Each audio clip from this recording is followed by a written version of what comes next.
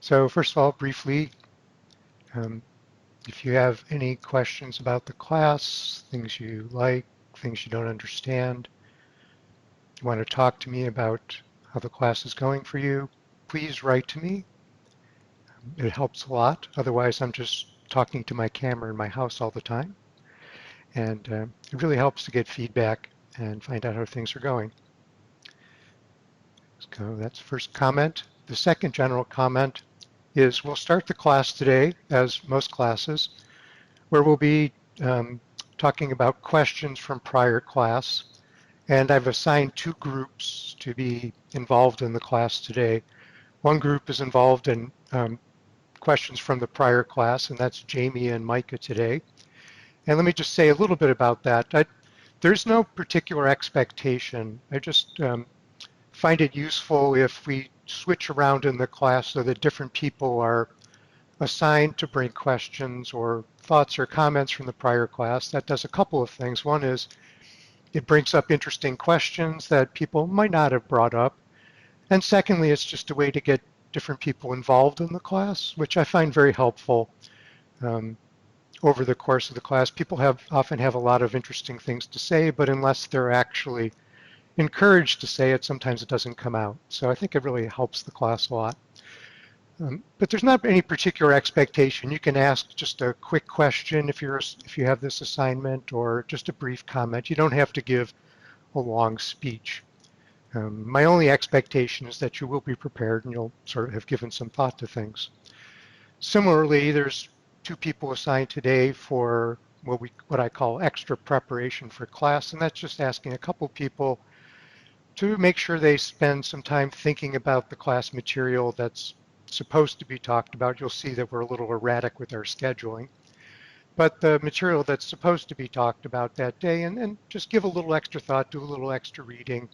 And the assignment here is a bit vague. Once again, it's more or less up to you. You don't have to give a speech unless you have something in particular you want to say. What often works is if you just, in the course of the class time period, you come in with a question at a time when it seems appropriate in the natural flow of discussion. Things you've thought about may come up at some point in class, and that's a good time to jump in. But you can do it in other ways. It's up to you. So I'm not asking you to start off the class and give a lecture on the material or anything like that. Again, unless you have something that comes up that you particularly want to bring up. So, and I think for most classes where I'm actually presenting, there'll be those two groups. So any questions about that? Okay, then we'll start with questions from the prior class. And so Jamie and Micah can ask questions, but anybody can ask questions as well. This is just a chance, to have thought over the previous class and bring up things that you are wondering about or you thought were interesting or you want clarification on. So this period can last for just a couple minutes, or it can be an extended discussion, just depends on what comes up. So go to it.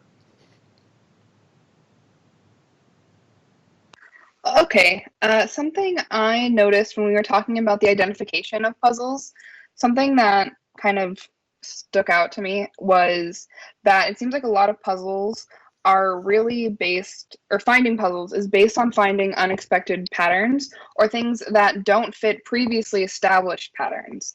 And so, like for example, like with the wasp example, it was found because it didn't have this normal male to female gender ratio that's usually found. And so that's how they found that these wasps are altering their gender ratios. And then it seemed that once these puzzles are solved or the solution is found, it usually brings about a new pattern that can be applied to more than one scenario with that yield versus rate situation where it wouldn't be how we expected nature to behave or how we expected things to look. But once identified, once we found the new pattern, you can take that pattern and reapply it to new places. And so I just thought it was really interesting that like this pattern recognition is kind of where it stuck out to me that like that's where puzzles can come from. So I thought that was really interesting. Yeah, I think that's a very good summary. I guess the only comment is, of course, I've picked some classic puzzles from the history of biology over a long span, and so as I think as one person pointed out, I'm making it look easy to come up with these patterns, but I don't intend that. What I'm trying to do is show you, and I'll make some further comments about that issue about how do you actually get started yourself, and so that's I think a particular challenge. But I think your summary was excellent. I think that's really a good summary of the issues, and so um, that's the abstract general notion. I think it's not so easy to internalize. I'm not trying to make it sound like, oh, you just, now that I've told you how to do it, just go do it. You'll find it easy. Um, the thing about science is the easy things are done when you're actually a scientist, which is a little bit different from being a student reading textbooks. Your daily life in science is a bit strange when you first start out, I think, because you suddenly realize that most of the easy things are done. When you first start, I think it's natural actually to identify what you think are really interesting problems, and you look in the literature and you say, oh, well, there's other people who have noticed this before me. But I like to say that reinventing the wheel is not such a bad thing because the wheel was a great invention. And so if you're starting to reinvent the wheel, you shouldn't be discouraged by that. You're thinking in the right way, and one of these days you're going to think of something and you're going to look in the literature and you're going to find out that actually nobody has ever really noticed that very clearly before. But before you do that, you're probably going to reinvent the wheel 20 or 30 times, and you may find that a little frustrating. But I think that's just, well, that's how it is for all of us. You get used to it. Okay. Anything else? Because I kind of kind of have a question. Yes. It's about the answers to the questions we're looking for. So we're looking for very particular questions, but I suppose we're also looking for very particular answers to those questions. We're looking for the answers that actually connect disparate fields of thought, right? And I guess what my question is how do you go about not only yourself finding like what is the path to getting to those answers? How do you convince others that finding those particular answers are important? Like the difference between saying that, oh, this process happens because of some sort of biophysical constraint versus this process happens because it is some, like in your notes you say, it's some fundamental, evolutionary constraint that all systems will tend to this like optimum, right? Does that make sense? Yeah, it does. I mean, I'm not exactly sure, but I think what you're asking is in the solutions, ideally we want these solutions to connect up to lots of other things, but how do you go about that and how do you convince other people that you've made those connections? Is that the question, roughly Yeah, speaking? it's that, and then also kind of how do other is it like very common for everyone to think like that? Is everyone already know like, oh, that's what we want, or are people like kind of satisfied with just finding some sort of like mechanistic generative solution, right? We say like, oh, well, this happens in this particular thing because I did this experiment, and this experiment shows that that's what happens, right? Instead of like thinking, Yeah, that's actually, it's a really good question. I think that's something, I think usually the, the deeper the puzzle and the more historical importance, the slower it is that people actually come to recognize that the solution to WAF-sex ratios really connects up with lots of other things. I mean, that was 50 years in the making, and people are still coming to terms with those connections or haven't come to terms with those connections. With the homology puzzle for Darwin and the origin of sorts of thinking about evolutionary biology, that's something that played out over decades, and a lot of people did not agree with the solutions, and it took a long time. So for the really deep puzzles, it's really a long process because they really get to fundamental things, but not everything's like that. And so in fact, one of the things I'm going to do first today is do a little digression to talk about what I consider to be maybe a more normal type of puzzle as opposed to these grand things that we talked about in the previous class, because I realized that somebody asked a good question like, well, okay, those are really great puzzles you talked about, but how do we do this in our own daily lives? There seems to be a bit of a disconnect. And so I'm going to pick a couple things that are what I would consider a bit more normal. They're still interesting puzzles, but they're not earth-shattering. And so you can see a bit more about how you might actually encounter something like that in your own daily life. So I'll give a couple of examples. I know I didn't answer your question, but the, every situation is different, which is one of the reasons why I've structured the class this way, which is to show you a lot of different puzzles, so that you can. I think the answer is to be sort of technical. You arrive at the answer inductively, if you know what I mean by that. What I mean by that is you arrive at the answer by just seeing a lot of particular cases and studying the cases. And from the individual cases, you eventually get a feeling for the degree to which there's any underlying generality, which is sort of the general notion of induction. So that's why the class is structured the way it is, because there isn't a simple answer, oh, it's just this. You need to actually see and understand a wide variety of different examples. And we'll do more. And I hope that's going to help. But keep on asking the same questions as we go along, because I think we'll have a different perspective as time goes on. Okay. Any other questions? Yeah. Go ahead. Steve, I was thinking about how puzzles present themselves, and wanted your thoughts. One pattern is that the puzzle is well established by the field and is known to everyone to be an open question worth answering. Yes. The one that I've seen more often in my own work with myself and colleagues actually tackling are puzzles that don't present themselves, are not known as puzzles. They have the shape of, we cover ground that others have covered before, and we notice that some answer that exists in the literature wasn't satisfactory, that we thought we'd answered a puzzle when we hadn't, or resolved the question when we hadn't. And I was wondering how you think about what your experience has been with the frequency of those two ways of running into puzzles.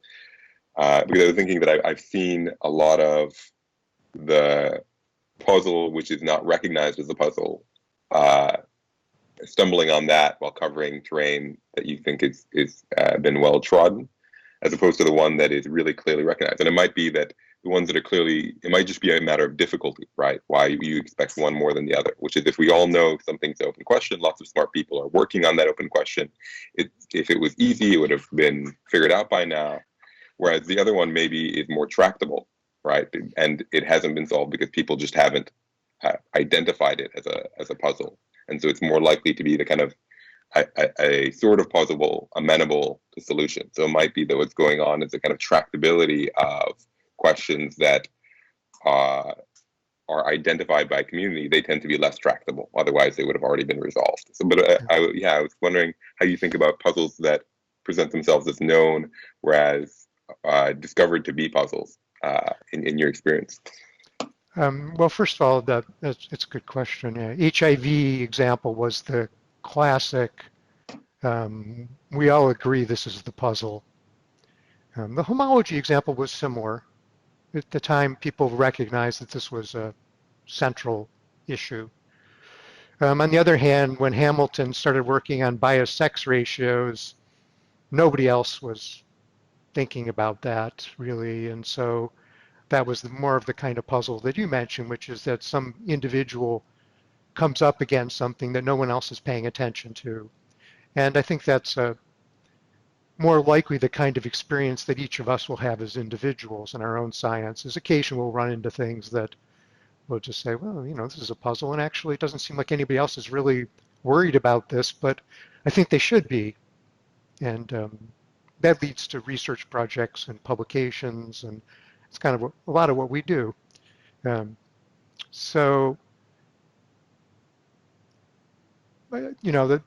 Obviously the smaller scale puzzles are much more common because every individual scientist in the course of their life encounters some of those and generates some of those themselves individually. But those, typically those tend to be sort of local puzzles that solve some local disciplinary problem, but aren't something that changes how everybody thinks about their field. I think it's useful to have the different issues in mind because they serve different purposes for an individual. I mentioned that, for example, it's a very useful to use classic deep puzzles and is for a way of organizing and learning a new subject. I mentioned, for example, that I really never understood metabolism and biochemistry until I started thinking about overflow metabolism. So puzzles can serve a lot of purposes. That's a wider spread, more classic puzzle that's recognized widely, but those are the puzzles you can use as an outsider to focus attention. So one of the ways that you move across different disciplines, and as you go along, you'll find yourself having to learn things that you never took a class about, and it's kind of up to you to, figure out how to learn it. You can use this puzzle notion as a focal way to really learn new things very quickly and remember them. So they serve different purposes and they occur in different frequencies and at different scales. There isn't such a thing as a generic puzzle.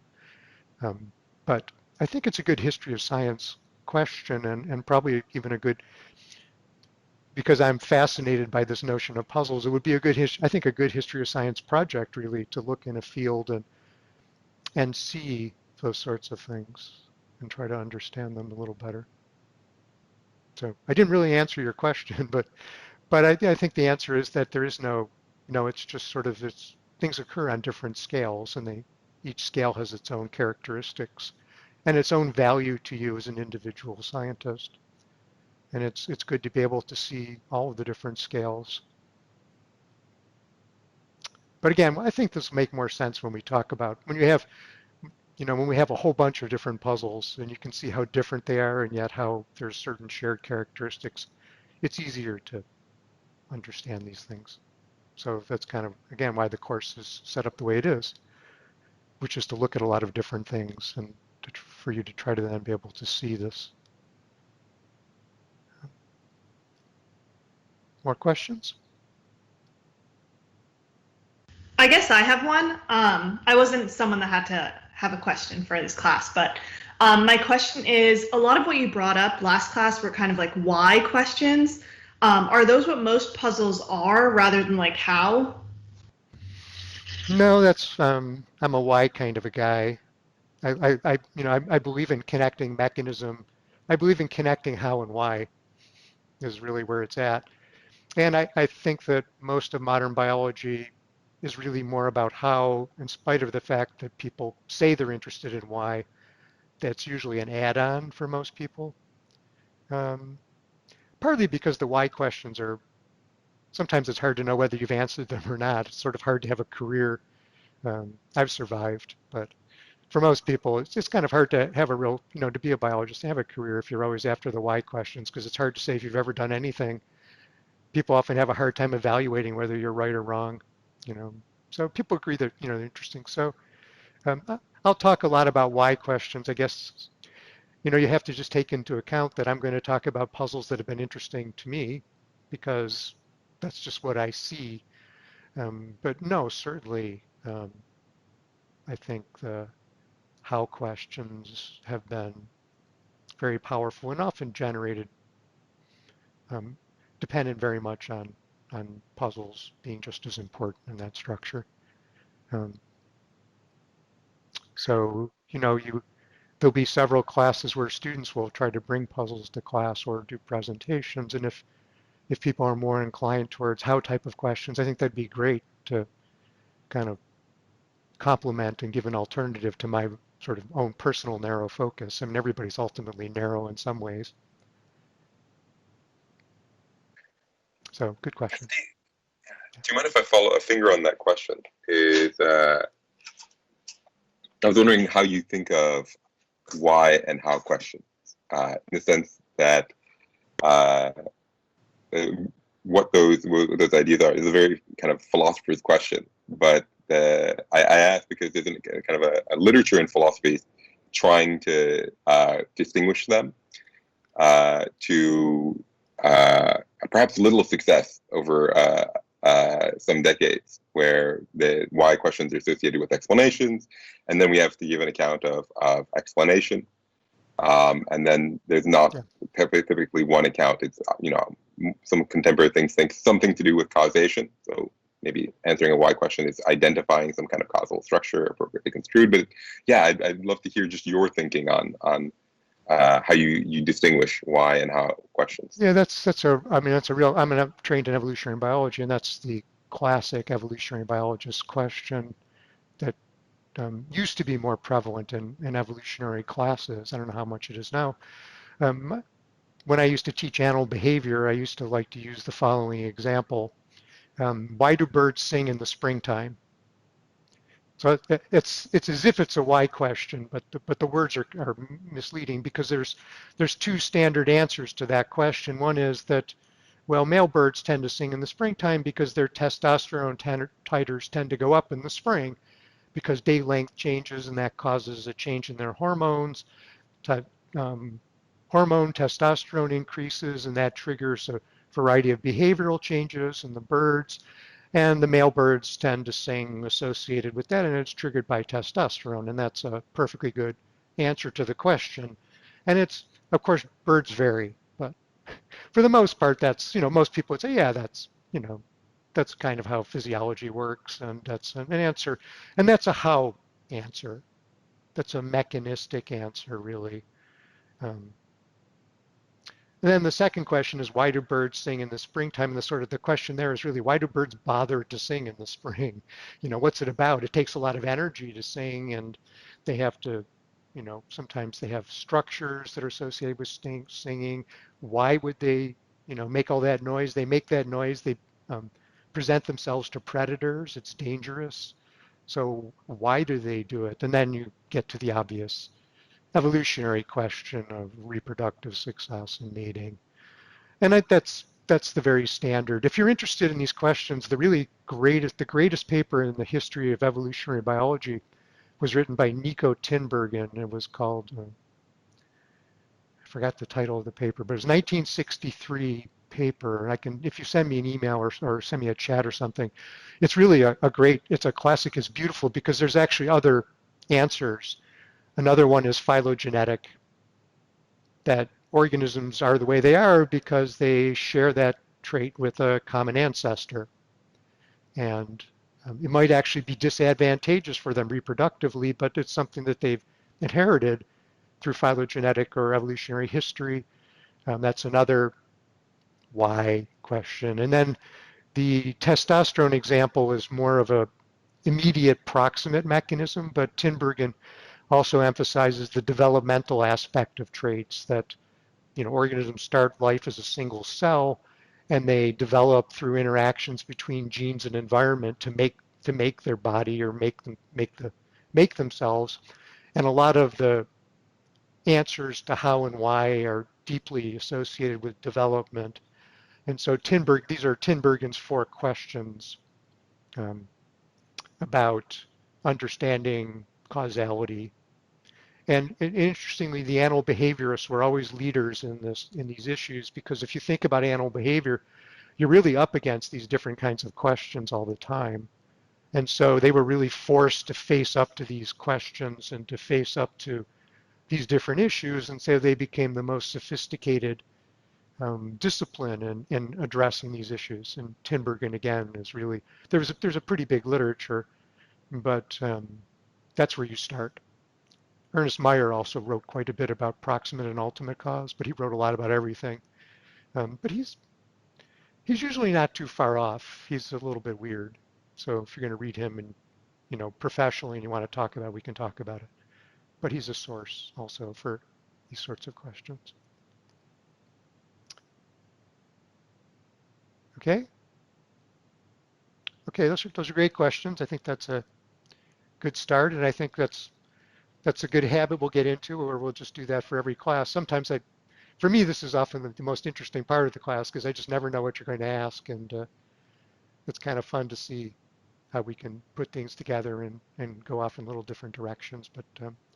But after a while, we'll come back to the main focus. And so let's get back to the subject. And we're still kind of warming up here I'm giving you different puzzles in part to deal with my claim that you understand this, what I'm trying to say. You have to do it inductively by seeing a lot of different puzzles with different characteristics and a lot of different fields. And also this will give us a chance to talk about a lot of interesting biology.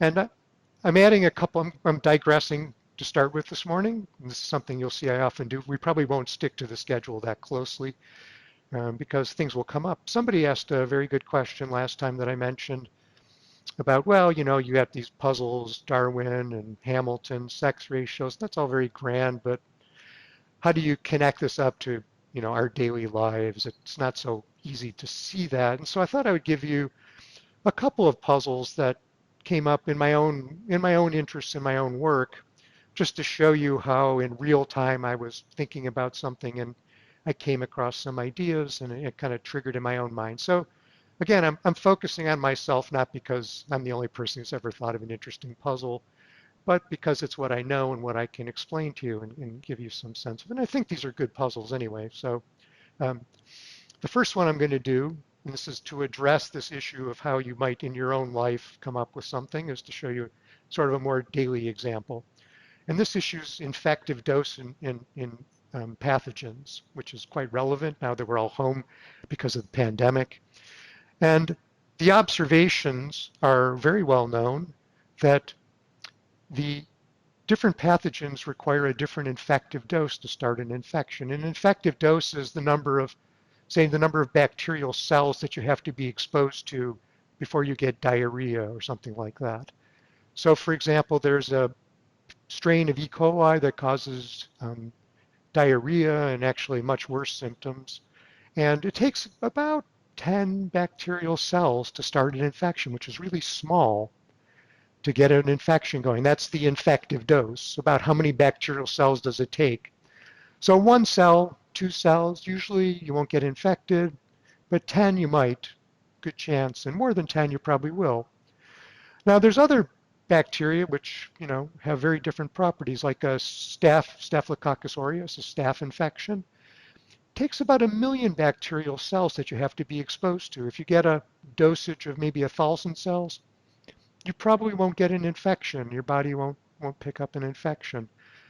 And so we see this really widespread variation in infective dose, and there's a lot of, and viruses as well have this variation. And there's a lot of data on this because it's very important in public health. For example, what does it mean to say that food is spoiled and if you eat it, you get sick? Well, if there's a bacteria contained in that food and it only takes 10 bacterial cells to make you sick, then a very low bacterial count in the food is spoiled. On the other hand, if it's going to take eating, you know, millions and millions of bacterial cells, and the food has, you know, a very low number of bacteria, then the food is fine. So there's a lot of measurement of infective dose. On the other, in bioterrorism, you know, the question is how many anthrax bacterial cells does it take to make you sick? That's very important to know when you know that people have been exposed. So there's a lot of data. Again, there's a lot of data, and there's websites that actually publish these data. And people study this for other reasons. And so many years ago, I was studying infectious diseases, and I learned about infective dose, like anybody who's studying infectious disease. But after a while, I started wondering, I mean, the variation's really quite high. And I began to think, if I could understand why some pathogens have low infective doses and other pathogens have high infective doses, I would understand something really fundamental about what I like to call the life history of infection. I think of the life history of infection. Infection has stages. You get the pathogens have to get into somebody's body. They have to get started. They have to begin to grow and spread. Meanwhile, the immune system is going to attack the pathogens, and the pathogens have to escape attack. The pathogens will grow, and eventually the pathogens have to disperse out of the body and get into a new body. So pathogens have a life history. And I felt like if I could understand this variation in dosage, this would really tell me something fundamental about pathogen life history and about the way the immune system responds to pathogens. And so I really, okay, this is a puzzle. I mean, but I didn't, you know, this is just, you know, you're a scientist, you're doing work, and it's like, this is something that I should understand. So I looked in the literature because, again, this is a big subject. I mean, well, there's a lot of data. It's not a subject. And what was interesting to me was that people talk about it, people present data, people know a lot about the data, but I could find hardly anybody who said, and I wonder why it varies so much. Sometimes closely related pathogens have different infective doses. Now, I'm not saying that nobody ever said anything about it, but for the most part, almost nobody had ever said anything about it. That was, to me, that was really strange. It was a puzzle. Not only why do pathogens vary, but why is nobody talking about this, given that everybody agrees that it's a fundamental property of infectious diseases? Um, so this really bothered me. And it's like, oh, there must be, I mean, there must be some reason. And the outcome was nobody talked about it, and I couldn't figure it out. I couldn't come up with a solution to this puzzle. But I knew that I knew that this was something to think about. And probably, I'm trying to think, probably it was about 6 or 7 or 8 years that I had this puzzle in my mind, and I didn't have any idea really, and I'd never written about it because what could I say? You know, there's infectious, everybody knows the dosages vary, and I don't know why, and you don't either. You can't really write a paper like them. I mean, you could, but generally speaking, you don't get very far. Um, and then one day I was listening to a friend giving a talk. He's an expert in infectious diseases, and he was kind of piling on various facts about how infectious diseases happen and so on. And he mentioned something that really just triggered something in my mind. He started talking about the mechanisms that pathogens use to manipulate and escape the immune response of their hosts. And this is, again, a very well-known subject. And he mentioned that he thought there were really two different strategies that pathogens used in order to do this. One strategy, or one aspect of the mechanisms that pathogens use to manipulate host immunity, is something that happens very locally in the body, and there's a lot known about this. Pathogens will have various mechanisms to change the physiology of the host cells that are very close to the pathogens themselves. So it's a very locally acting phenomenon. And then he said other pathogen mechanisms are more distantly acting. So it's well known that pathogens secrete molecules that are often mimic the way our immune system uses molecules to regulate our own immune response. If you know anything about the immune system, you know that there's just an endless list of molecules that immune cells secrete to regulate the immune response. IL-1, IL-2, IL-3, IL-30, IL-40, the interleukins, meaning intercellular communication molecules. And these are really critical, powerful molecules that affect your body. And pathogens often secrete interleukin mimics to mimic the signaling and regulatory systems that your body uses to control infection. That's all well known. And he pointed out that when pathogens do this, that a few pathogen cells can't really make enough of a molecule that diffuses away and would manipulate host immunity, but it takes a fairly large population of pathogens to make enough of one of these molecules to have an effect. And I realized as soon as he said that, really, I wasn't thinking about dosage. I'd given up years ago. It was like, oh, there's a puzzle. I'll never solve that one, sort of thing. And as soon as he said that, I said, that is possibly a solution to the dosage problem. Think about an infection. If you get a small number of bacterial cells into a local piece of your tissue, and they're able to use local manipulations of the nearby host cells to manipulate the immune response in a very local way, a few pathogen cells can do that effectively. On the other hand, if a pathogen depends on a molecule that has to diffuse away and act at a distance, it's going to be very hard for a small number of pathogen molecules to do that. It's going to take a large pathogen population size to do that. And so the hypothesis, and then I talked to this person who was, we worked together on it, and our hypothesis was that locally acting mechanisms that manipulate host immunity could be associated with small infective doses, and distantly acting mechanisms are going to require a larger infective dose because it's going to take a bigger pathogen population size to make enough. And so we published that, and we found some data, and we published that, and actually the data, not surprisingly because I'm telling you the story, the data look okay for this. So let's see what we have here. So these are various pathogens that have a small infective dose. So this is a log 10 scale. So this is 10^2, that's 100. 10 to the 1 is 10, that's 1,000. So you see different pathogens. These are some invasive E. coli. Shigella is like an E. coli, basically.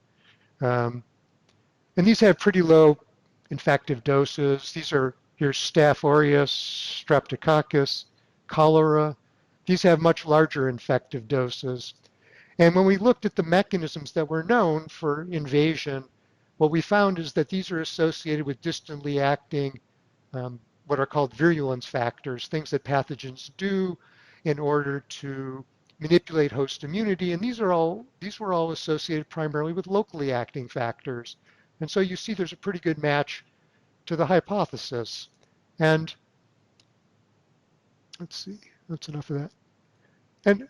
And subsequently, other people have done studies with broader data sets, and they found similar things, that there's a pretty good match between this local distant action and small and large infective doses. So that's worked out pretty well. It's a good story. And also, one of the good things about this is that this issue of how pathogens manipulate host immunity is really a big subject. And I felt that one of the things I think is that this puzzle and its solution really ties into the interaction between pathogens and hosts in a really fundamental way, because now we're really connecting all the different things that pathogens do to influence host immunity and all the different things that the host immune response does to try to control pathogens. And we're tying it in a very functional way to the life history of an infection. And that really focuses your attention very clearly on this. So I don't know if that helps you, but that's sort of it took me years. It's just something bothered me that I saw in the normal course of my work. I was surprised that nobody seemed to be talking about it, but that's something that I think I would claim that all of you in your own research, if you thought about it for a while and you really put some effort into it, you could come up with a list of things that are more or less like that. Maybe not so clear because I'm cheating. I'm giving you, I can give you 500 things I thought about that never worked out, but I forgot those.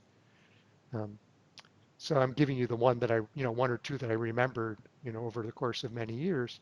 But I think if you worked on it and you made little lists of things, you would find these things, and you would find that you don't know the answers to most of them, and it's like, so what? But if they're in your mind, someday somebody's going to say something, and you're going to go, oh, that's it.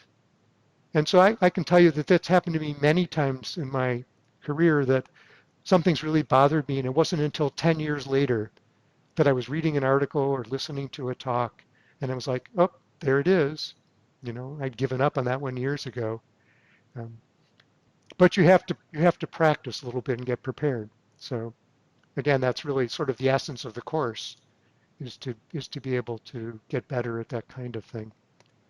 Um, I want to give you a second example like that, because the biology in this second example is particularly interesting. And it's a second example that has the same properties of something that, I noticed based on other people's work that was interesting to me, but then I later on connected it up in an interesting way to an interesting problem. And so, let's see. Right. So the second puzzle, I'll start out with a picture on the second one because it makes it easy to explain.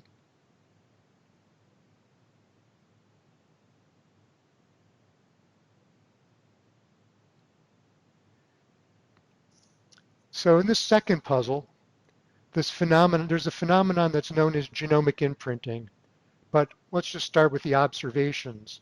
The observations are that there are human syndromes that have to do with growth. So we're now talking about growth traits, physiological aspects of growth. And there are certain syndromes that seem to be happen in babies and humans, that where the babies grow really fast. and they're what we call an overgrowth.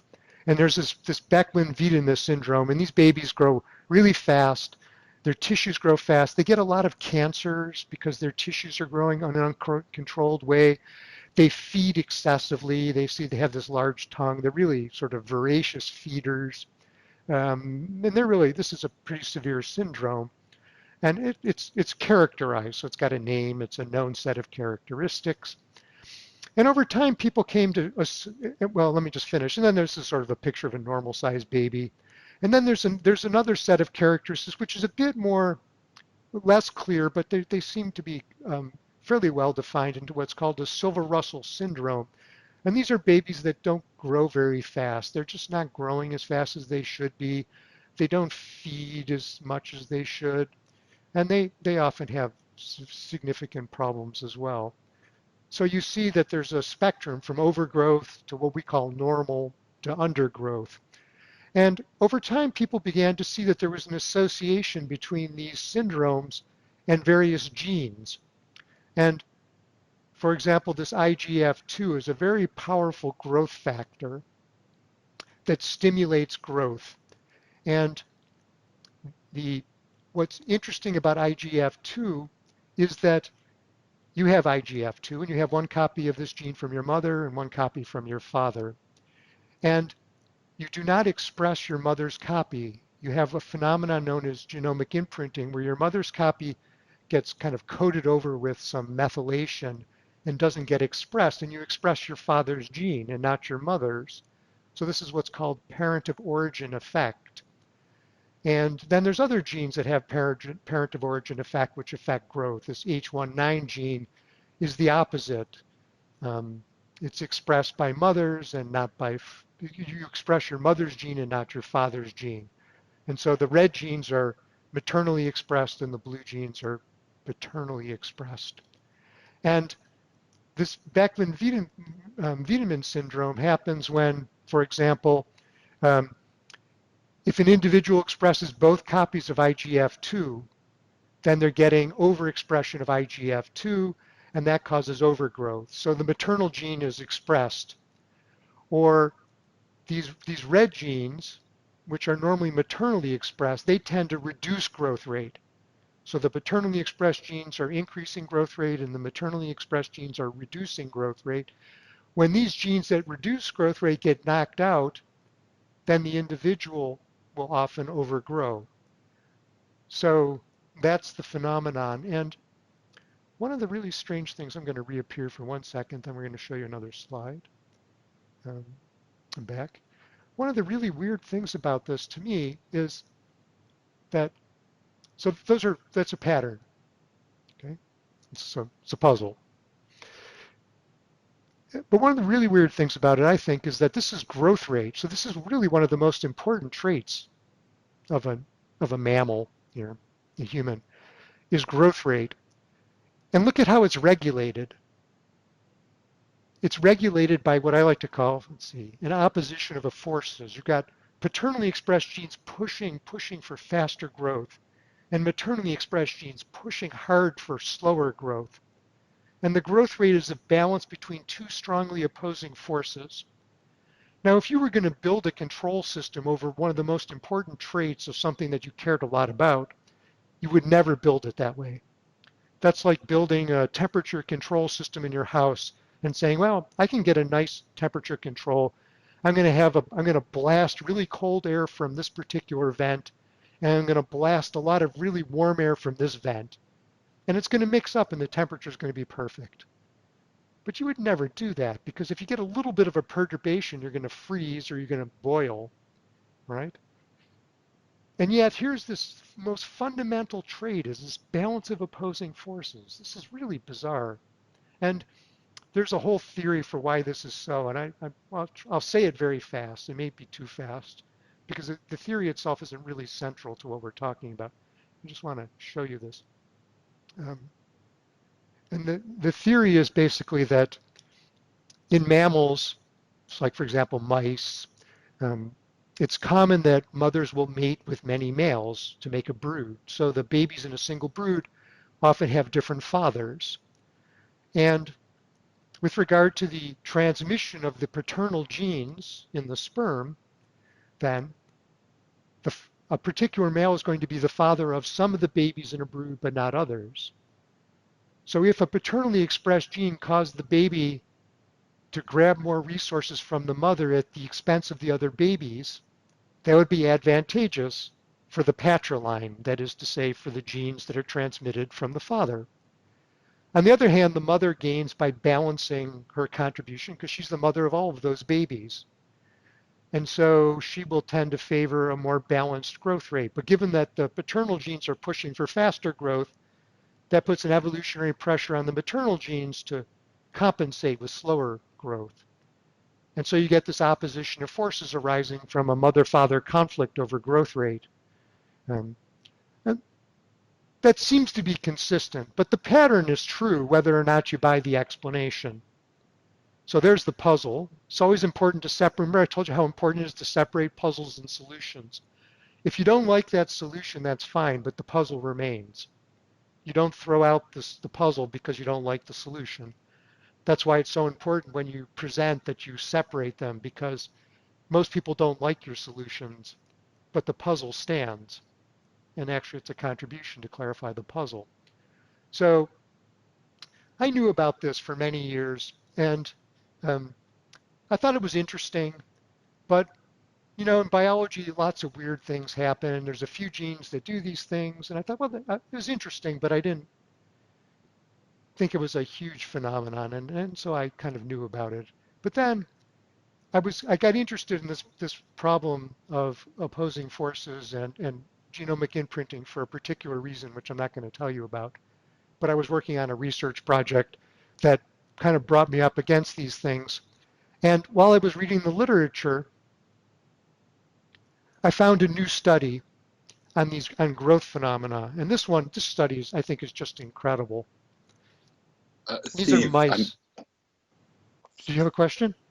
yeah, I wanted one clarification question before we move on to understand the puzzle. Yeah. Is the puzzle that the control system involves oppositional forces, or is it that it involves a few genes contributing to the oppositional forces? Because I would have just, without understanding this very deeply, I would have thought that if I'm interested in regulating any trait, it might be fine to have, right, genes contributing in either direction in order to equilibrate and adapt to different circumstances.